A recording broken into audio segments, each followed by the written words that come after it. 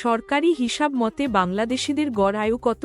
ক ৬৫.৪ বছর, খ ৬৭.৫ বছর, গ ৭০.৯ বছর, ঘ ৭২.৬ বছর।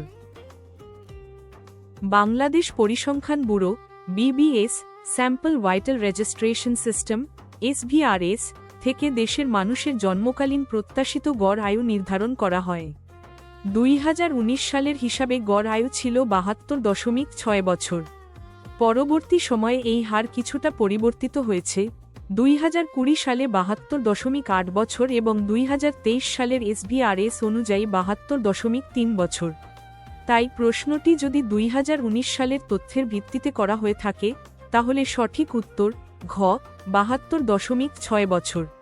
তবে সাম্প্রতিক তথ্যের প্রশ্ন হলে সংশ্লিষ্ট বছরের BBS তথ্য অনুসরণ করতে হবে।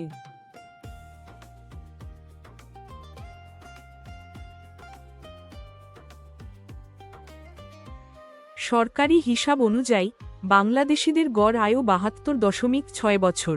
এই হিসাবটি বাংলাদেশ পরিসংখ্যান ব্যুরো BBS প্রকাশ করে থাকে। সাম্প্রতিক তথ্য অনুযায়ী দেশের মানুষের আয়ু কমেছে, তাই প্রশ্ন সাপেক্ষে সঠিক উত্তর হল ঘ ৭২.৬ বছর।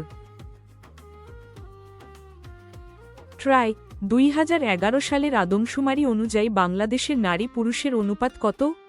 ক ১০০:১০৬, খ ১০০:১০০.৬, গ ১০০:১০০.৩, ঘ ১০০:১০০। আনসার গ ১০০:১০০.৩।